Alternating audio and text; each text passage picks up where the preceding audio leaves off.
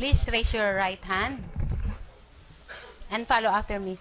Ako, Ako, si JB Sebastian, ay taus-pusong nanunumpa ay taus-pusong nanunumpa na magsasabi na magsasabi ng katotohanan, ng katotohanan, buong katotohanan, buong katotohanan, at pawang katotohanan at lamang. pawang katotohanan lamang. Kasihan ako Kasihan nawa ako ng Diyos. ng Diyos.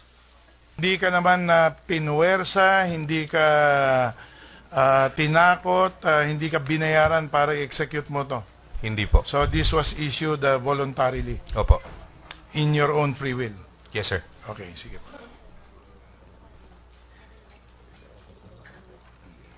So now, Mr. Sebastian, I would like you to read into the records yung sinumpaang salaysay mo. Ako, si JB Nino Manicad Sebastian, 36 na taong gulang, Pilipino, may asawa, inmate ng Building 14, New Bilibid Prison, NBP, na may prison number N2091132. Pagkatapos makapanumpa ng sang-ayon sa pinag-uutos ng batas, ay malaya at kusang loob na nagsasaad at nagtatala ng mga sumusunod. Nakulong ako noong taong 2001 sa salang kidnapping at carnapping sa NBI Detention Cell. Sa loob ng isang buwan, nailipat kami sa Manila City Jail. Pagdating ko sa Manila City Jail, ang Sige-Sige Commando ay walang sariling brigada dahil nagkaroon daw ng riot noong 1997 na ikinamatay ng marami, kaya nagpasya ang pamunuan ng BJMP na tanggalan ng dormitories ang Sputnik at Commando at paghiwa-hiwalayin silang lahat ng dormitories ng Manila City Jail. Ikalawang araw ng aking pananatili sa Manila City Jail ay nabigyan ako ng katungkulan ng aking mga kakosa sa aming pangkat bilang overall advisor ng Sige-Sige Commando. Pagkalipas ng 2 linggo, mula nung dumating ako sa Manila City Jail, pinakiusapan ko ang warden noon na si Warden Ogoy na para malingap ko at mandisiplina na rin ang aking mga kakosa, ako'y humiling sa kanya na bigyan na din kami ng dormitoryo para sama-sama kami doon ng aking mga kakosa at agad naman akong pinaunlakan at binigay sa amin ng Dorm 13 at Dorm 14. Yan ay nagbigay ng biglaang popularidad sa akin sa aming samahan. Dito ko nakita kung ano ang mga pangangailangan ng mga bilanggo. Mula sa maayos na tulugan, palikuran, lutuan, at mga silid kung saan namin tatanggapin ang aming mga bisita na kinakailangan naming ipagawa, ngunit wala kaming pagkukunan ng pondo para dito. Bagamat noong una ay mahigpit na pinagbabawal ang pagbebenta at paggamit ng shabu sa aming pangkat, nang dahil sa may katigasan ng ulo ng aking mga kakosa, napatagong bumili ng shabu sa ibang pangkat na madalas pang pagsisimulan ng away, napagpasyahan ng mga nanunungkulan ng komando na magpasok at magbenta na rin ng shabu sa aming mga dormitoryo upang maiwasan na ang kaguluhan. Ang pagbebenta ng mga kontrabando, alak, marijuana at shabu ay isa rin sa napagkasunduan na paraan upang makapag-fundraising. Sa madalit salita, nakalipas ang ilang buwan, napaitayo namin ang aming mga pangangailangan, ngunit tuloy-tuloy pa din ang problema sa pangangailangan sa gamot. May namatay, nagkasakit, pag may okasyon, at pambili ng armas ng pangkat pamproteksyon. Nagpatuloy ang ganitong gawain na tuluyang napaganda ang pasilidad ng komando sa tulong na din ng mga VIP inmates na Chinese. Taong 2004 o 2005, nagkaroon ng malaking searching at nahuli ang mga armas at kontrabando ng Sige-Sige Commando. Inilipat kami kasama ang 2 kapwa kong nanunungkulan sa Bikutan Jail, Manila Sector. Ako ay nanungkulan bilang spokesperson sa lahat ng gang. Naging aktibo ako sa lahat ng programang pangreformasyon sa BJMP. Sa ilang taong pamalagi ko sa Bikutan Jail, ay nakita ko pa rin na ang number 1 na pinagkukunan ng pondo ng lahat ng pangkat ay ang pagbebenta ng shabu. Taong 2009 ako'y nahatulan at nilipat sa maximum security compound ng New Bilibid Prison sa lungsod ng Muntinlupa. Sa pagdating ko, lumapit sa akin ang mga kakosa ko na gustong umayos ang pangkat dahil ang mga nanunungkulan daw ay sunod-sunuran sa mga inchik katulad ni Peter Ko at Vicente C. Ayon sa kanila, kapag gusto daw ipalipat ang mga kakosa sa medium o kolonya ay agaran silang napapalipat dahil malakas sa direktor at superintendent ng mga Chinese. Makalipas ang 3 buwan, ako ay naitalaga bilang mayor ng Sige-Sige Komando sa Dorm 2B. Nakita ko ang problema at ang mga kakulangan sa dormitoryo, kaya pinaayos ko ang kakulangan sa dormitoryo sa pamamagitan ng personal ko na pera. Di naglaon, tumulong din ang mga Chinese inmates sa dormitory at ibinalik din nila ang personal kong nagastos. Makalipas ang 6 na buwan na pamamalagi ko sa maximum security compound, ako ay binoto ng aking mga kakusa bilang commander ng Sige-Sige Komando. Sa mga panahon na yon, maituturing na mayaman ang komando dahil marami kaming Chinese high-profile inmates na involved sa pagbibenta ng shabu. Malaya silang makikipag-deal kahit kanino at malaya silang nakikipagtransaksyon sa pamamagitan ng cellphone sa loob at labas ng bilibid. Mula 2009 hanggang 2001, kanya-kanyang buhay ang mga pangkat, kanya-kanyang negosyo ng shabu, kanya-kanyang pagpapaganda ng brigada, at kanya-kanyang pundar ng armas at mga iba pang kontrabando. Unang pagkakataon na nagkita kami ni Secretary De Lima ay sa panahon ni Director Jokno. Pinag-usapan namin ang issue sa Kubol kasama ang ilang gang leaders na Maximum, Superintendent Reyes, Congressman Fariñas, Congressman Tupas, Attorney Acosta ng PAW at marami pang iba. Dito ko unang beses na nakausap ng matagal si Secretary De Lima sa harap ng mga taong nabanggit. Sa panahong iyon, nag-order siya na wasakin lahat ng kubol at habang kinakausap ko siya, nagsimula ng gibain ng mga kubol. Pero pagkatapos kong magpaliwanag ng kahulugan ng kubol, ay dali-dali siyang tumakbo sa mga ginigiba at siya na mismo ang umawat dito. Taong 2011, sa panahon ni dating Direktor Pangilinan, ako ay na-appoint bilang head ng Presidio, overall inmate coordinator ng Bucor Events Management Staff, overall coordinator ng Bilibid Television 3, at naging aktibo sa programa ng Bureau of Corrections. Pagkakataon ko na ipinamalas ang aking kakayahan na makuha ang kooperasyon ng lahat ng nanunungkulan sa bawat pangkat at natuwa ang direktor sa bilis at kaayusan ng pagtupad sa kanyang direktiba. Si Direktor Pangilinan ay hands-on ang estilo at masipag na umiikot siya mismo mula 5 a.m. na umaga hanggang gabi sa issue ng mga bisita o dalaw hanggang sa kaayusan ng pagkain naming mga preso. Matapos ang pamumuno ni Direktor Pangilinan, ipinag-utos ni Secretary Leila De Lima na ipatapon ang lahat ng commander sa Medium Bartolina sa dahilan ng pagsabog ng granada sa Maximum. Ako ang kahuli-huli ang ibinalik sa Maximum Security Compound. Pagbalik ko ng Medium Bartolina ay pinuntahan ako ni Secretary De Lima sa opisina ng Sige-Sige Komando para kamustahin ang aking pamilya at tinanong niya kung may droga pa ba sa Maximum. Ang sagot ko ay, konti na lang po ma'am dahil magaling si Super Ayala. Ang tumulong sa akin na makausap si Secretary De Lima ay si Jonel Sanchez. Nakilala ko siya sa tulong ni Ka Victor ng Sputnik dahil ang anak niya ay kaibigan ni Jonel. Habang kami ay nag-uusap, may nag-text kay OIC Ragos. Isang concerned inmate po. Pag alis ng dalaw mamaya, papatayin ni JB Sebastian si Peter ko. Tinanong ako ni Secretary De Lima kung ano yan. Sinagot ko na marami talagang naninira sa akin.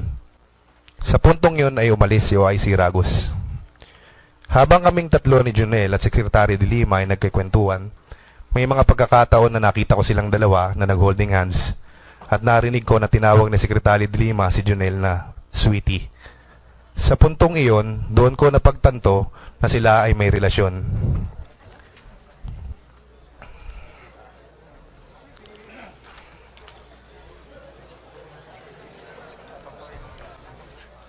Noong umalis na sila Jonel at Secretary De Lima, may nagsumbong sa akin na isang dalaw na habang bumisita at kausap ko si Secretary De Lima sa aming opisina sa Sige-Sige Komando, ay nagpasayaw ng mga babae ang bagong spokesperson ng komando.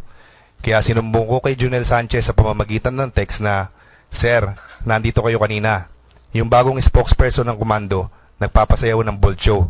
Nagreklamo sa akin ng mga dalaw. Pagkalipas ng ilang sandali ay nakatanggap ako ng text mula kay Jonel. At ito ang laman ng kanyang text sa akin. Sweetie, ito text ni JB. Sir, nandito kayo kanina. Yung bagong spokesperson ng komando, nagpapasayaw ng bull show, nagreklamo sa akin ng mga dalaw.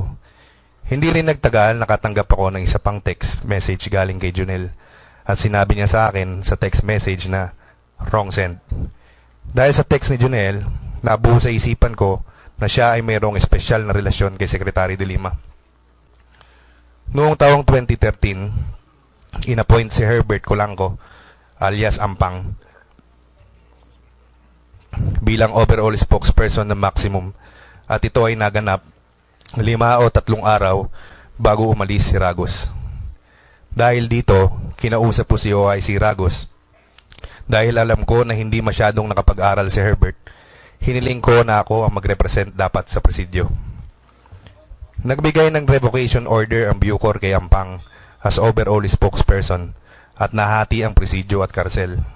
Doon na nagsimula ang alitan namin ni Ampang dahil iniisip niya na ninilinlang ko siya. Dumating sa pwesto si Direktor Bukayo. Muling binuo ang Council of Elders at ako'y hinalal ng lahat ng commanders para maging chairman ng Council of Elders. Ngunit hindi pumayag si Colanco, gumamit siya ng koneksyon, sina General Pasinos at Congressman Pichay at muli na namang nahati ang bilibid. Sa kanya ang karsel at akin ang presidyo as overall chairman ng Council of Elders at dito na nagsimula ang lahat ng kaguluhan at paglaganap ng droga.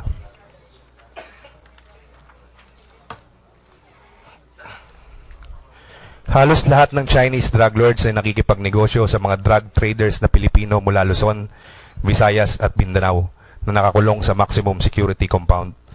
Si Clarence Dungail na isang dating pulis na nakakulong sa Maximum Security Compound ay nagbibigay ng tulong sa mga Chinese o mga Pilipino drug traders na nahuhuli sa labas kapalit ng pera o suhol. Dahil halos lahat ng bilanggo ay madaming pera galing sa droga, kasabay ng pagluwag sa patakaran sa panahon na ito, sabay-sabay nagpasukan lahat ng kontrabando, baril, alak, babae, aircon, golf cart, motor at marami pang iba. Isang gabi ng panahon ding yon, nagbarilan ng pangkat ng Sige-Sige Sputnik at Happy Go Lucky. At dahil ako ang leader ng presidyo, kasama ko noon si Commander of the Guard Magan at sa gitna ng putukan ay aming pinagtulungan awatin na nagpapalitan ng putok na nagsabing pangkat. Natigil ang putukan at nailabas ang mga sugatan. Ayon sa investigasyon, ang kaguluhan ay nagmula sa alitan sa sugal at pagbunot at pagpapaputok ng baril ng isang bilanggo na miyembro ng Sputnik. Ang taong ito ay nailipat sa medium security compound. Ngunit makalipas ang 3 araw ay muling ibinalik sa maximum security compound. Dito na ako nagsimula na mawalan ng gana at tiwala sa Bucor. Dahil sa palitan ng putok na ito ay kumitil ng buhay ng isang inosente, isang pastor o bantay ng simbahan ng miyembro ng Happy Go Lucky. Dahil sa lagayan o korupsyon sa opisina ng Bucor sa panahon na ito, wala ng disiplina at justisya ang kapwa ko bilanggo. Dagdag pa nito ang pakikialam ni Secretary de Lima, katulad ng pag-transfer ng Brigada 9A at paraan ng pagdidisiplina namin sa mga kakosa at ang pagbartulina sa amin ng mga commander tuwing kami ay magrereklamo upang ayusin ang pagkain naming mga inmates. Kapag hindi sip-sip kay Secretary de Lima ang direktor, tulad na nangyari kay Direktor Pangilinan, ay tanggal kaagad. Pero kapag sip-sip sa kanya, kahit anong palpak, andyan pa rin. Ito ang dahilan kaya ako nag-resign bilang leader ng presidyo. Ako ay nanahimik at hindi na naging aktibo sa programa ng Bucor. At tumutok na lamang sa pamamahala ng Bilibid Television 3 na ang misyon lang ay makapaghatid ng mahalagang balitang kaugnay sa loob ng Bilibid, mga pulisiya na kinauukulan at mga impormasyon tungkol sa hanap buhay at entertainment. Sa panahong ito, saksi ako sa paglaganap ng katiwalian ng Bucor. Halos lahat ng mga leader ng mga pangkat ay sangkot sa illegal drug trade sa Bilibid. Ang aking kakosa, nakilala ko lang sa pangalang Direk, ay saksi na ang mga gang leaders at mga drug lords sa maximum security compound ay nagbibigay ng pera o payola kay Herbert Colanco para makarating kay DOJ Secretary de Lima sa pamamagitan ni Jonel Sanchez. Gusto ko pong linawin at pasinungalingan ang mga balita o paratang na ako di umano ay untouchable at malakas kay Secretary de Lima. Ang totoo po ay si Colanco ang siyang tunay na malakas sa Bucor at kay DOJ Secretary de Lima. Bilang patotoo nito, nagagawa niyang magpasok ng lahat ng kontrabando, babae, alak, mga matataas na kalibreng baril, mga mamahaling gamit, at magpasimuno ng iba't ibang sugal tulad ng dice, sabong, actual man at online at marami pang iba. Sa loob ng Bilibid, kung saan ang pustahan nila ay milyon-milyong piso halos araw-araw. Kasama na dito ang paggawa ng halos lingguang concert ni Kulangko, kung saan nagpapasok siya ng truck-truck na beer at mga tao na galing sa labas ng Bilibid upang manood ng kanyang concert. Taasan niya ring ipinagyayabang sa aming mga kakosa sa maximum na malakas siya kay Secretary de Lima dahil kapartido niya sa Liberal Party ang kanyang girlfriend na si Nova Paruhinog na isang vice mayor at ang tatay nito na si Mayor Paruhinog ng Ozamis City.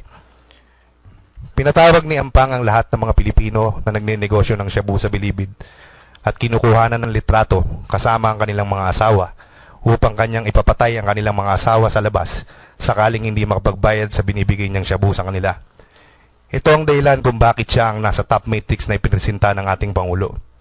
Kanya ring inuobliga ang mga Pilipino drug lords na bumili ng CD na music album niya sa kabuuang halagang 20,000 pesos hanggang 40,000 pesos kung kaya't nag-platinum ang kanyang music album.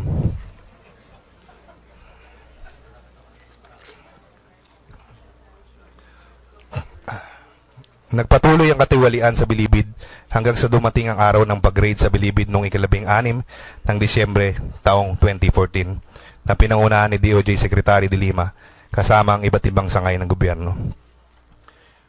Dito nagsimula ang napakalaking problema na pinagdaanan ko at ng aming pamilya hanggang sa ngayon. Ako'y napagbintangan na nagbigay impormasyon sa mga kinauukulan na siyang naging dahilan ng raid sa paglipat ng tinuguriang Bilibid 19 sa piitan ng NBI. 3 araw matapos ang nasabing raid, kami ay nagkausap ni Jonel Sanchez at isa sa aming napag-usapan ay, total naman ako lang ang naiwan sa maximum security compound. Tulungan ko raw sa pondo sa darating na eleksyon si DOJ Secretary. Pagkatapos namin mag-usap, ay sumagi sa isipan ko na akala ko na iniwan nila ako sa maximum security compound at hindi sinama sa paglipat ng mga tinuguri ang Bilibid 19 dahil iba ang pagtingin sa akin ni Secretary de Lima at ng Bucor dahil mas disiplinado ako kumpara sa ibang mga inmate leaders na kasama ko na nakakatulong sa peace and order sa Bilibid. Pero sa bandang huli, ganun din pala ang pakay niya sa akin na paglilikumin din pala ako ng pondo para sa eleksyon ni Secretary de Lima katulad sa ginawa sa kanila. Ilang araw bago magpasko, ako ay nagbigay kay Jonel ng 2 milyon sa opisina ko mismo at saksi po nito ang kapwa ko bilanggo na si Katabang. Kinabukasan, tumawag sa akin si Jonel at sinabi niya na, "Pare, may kakausap sa iyo, naka-loudspeaker ka." May narinig ako sa kabilang linya ng boses ng babae, nakaboses ni Secretary de Lima at sinabi niya sa akin na, "JB, Merry Christmas." At sumagot naman ako na, "Merry Christmas din po ma'am, natanggap niyo po ba ang regalo ko sa iyo?" At sumagot naman si Secretary na, "Yes, JB, Merry Christmas." Noong January 8, 2015, humigit kumulang alas 8 ng umaga, nag-text sa akin si Jonel at sinabi niya na pupunta siya kay CSOJ sa NBP sa araw din na iyon upang mag-command conference. Sinabi niya rin sa akin na maganda ako ng pera para sa napag-usapang pondo sa eleksyon at ito daw ay iabot ko na lang sa kanya. Naagad ako naganda ng 2 milyong piso at ito ay nilagay ko sa isang paper bag. Habang ako ay naghihintay na ipatawag ni Jonel at ni Secretary de Lima, ay may naghagis ng granada malapit sa lugar ko na siyang naging dahilan ng pagkamatay ng isa sa aking mga kakosa at pagkasugat ng 19 sa kanila. Noong araw din na yun ay dumating si Secretary de Lima at pinatawag niya kaming mga commanders at binigyan kami ng 2 oras at na ultimatum upang alamin kung sino naghagis ng granada. Makalipas ng 2 oras ay pinag-utos ni Secretary de Lima na maliban sa akin, lahat ng mga commanders ng gang ay ilipat sa Bartolina. Na habang kaming mga commanders ay nag-uusap tungkol sa nasabing direktiba ng kalihim, ako ay sinundo ng isang prison guard at sinabi sa akin na pakitin daw ako sa opisina ng Direktor Bukayo dahil kausapin daw ako ng Secretary de Lima. Na pumunta kaagad ako sa opisina ni Direktor Bukayo, bit-bit ng paper bag na may lamang 2 milyon.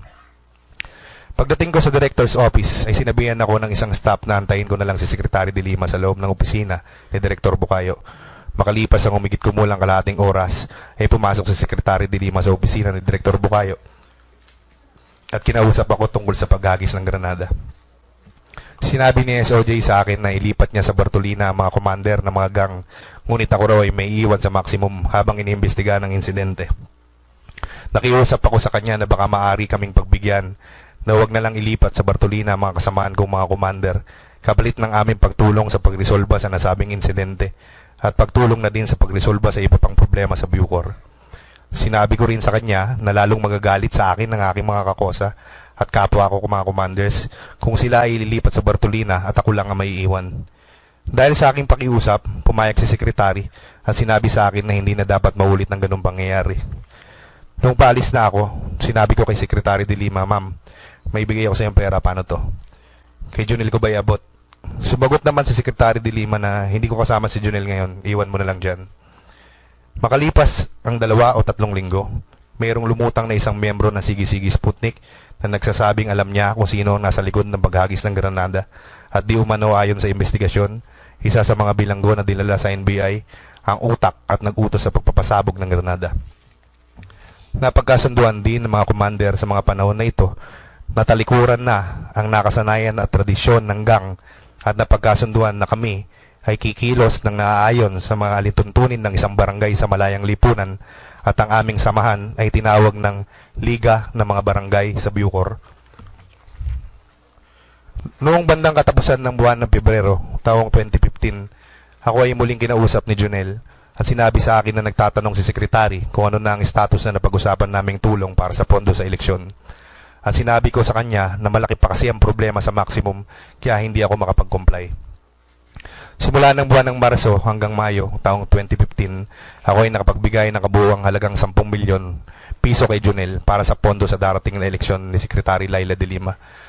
Hanggang sa sinabi niya sa akin na 5M na ang monthly quota ko. Sinabi ko kay Junel na mahirapan ako dahil nandun na sa NBI ang mga kakosa kong mga Chinese drug lords. Sumagot si Junel na baka magalit sa'yo si SOJ. Ikaw pa naman ang isa sa mga inaasahan niya para sa paglikom ng pondo. Noong hindi ko naibigay kay Junel ang nasabing kota sa buwan ng Hunyo at Hulyo, naging usap-usapan na sa maximum na ako daw ay lilipat sa Building 14 kasama ng Bilibid 19. Naagaran kong tinawagan si Junel ngunit hindi niya na sinasagot ang aking mga tawag. Sa aking pangamba na ako ay ililipat sa Building 14, kinausap ko ang aking asawa upang kumuha ng abogado para mapigilan na nakaambang paglilipat sa akin.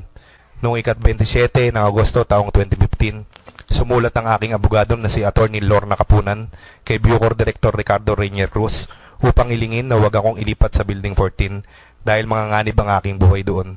Kalakip dito ang kopya ng nasabing sulat na may markang Annex A. Nakinausap din ng aking abogado si Superintendent Richard Schwarzkopf. Ngunit sinabi ni Super sa aking abogado na tanging si Secretary de Lima lamang ang pwedeng makapigil sa aking paglipat sa Building 14. Kalakip dito ang kopya ng sulat ni Director Cruz na may markang Annex B, kung saan ay kanyang inamin na si Secretary de Lima ang nag-utos na ako ay lipat sa Building 14. Noong ika-6 ng Oktubre, taong 2015, sumulat ang aking abogado kay Secretary Laila de Lima upang ilingin na payagan na lang ako manatili sa maximum security compound dahil manganganib ang aking buhay kapag ako ay lipat sa Building 14. Kalakip dito ang kopya ng nasabing sulat na may markang Annex C. Sa kabila ng aking pakiusap na wag akong ilagay sa Building 14 dahil ako ay nangangamba sa aking kaligtasan, ako ay sapilitang nilipat pa din doon sa Building 14 o Special Housing Unit na di umano isang pasilidad na ginawa ng Bucor para sa mga high-profile inmates para hindi na makagamit ng cellphone para sa illegal drug trade at hindi na makapagpasok ng kontrabando. Ngunit ito ay salungat o kabaliktaran sa aking nasaksihan. Makalipas ang 1 buwan nung ako ay dumating sa Building 14, unti-unti itong naging maluwag hanggang sa naging sobrang luwag. Lahat ng kontrabando nakapasok muli mula sa cellphone, alak, laptop, sugal, maging panabong na manok, babae at milyon-milyong pera ay labas-pasok sa Building 14 at nagmistulang lahat ng may kinalaman sa drug trade ay pinagsama-sama lamang sa Building 14 upang mas maluwag makagalaw at makapagnegosyo ng shabu. Dito ko din nasaksiyan ang sunod-sunod na nahuhuli ng mga bodega ng mga Chinese drug lords.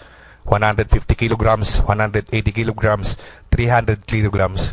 Di umano, ngunit malayo ito sa pinapakita sa telebisyon o media. Hindi idinideklara ang tunay na dami ng nahuli sa media. Napagalaman ko na inuutosan ni Clarence Dunggail ang mga Pilipinong drug lord sa Building 14 na bumili ng shabu sa mga Chinese high-profile inmates na nakakulong sa Building 14 upang malaman ang kanilang mga bodega ng shabu at ito'y kanyang ipaparade o ipahuli sa mga ninja cops na ayon din sa isa sa aking kasama sa Building 14 na ito raw ay mga galamay ni Clarence Dunggail.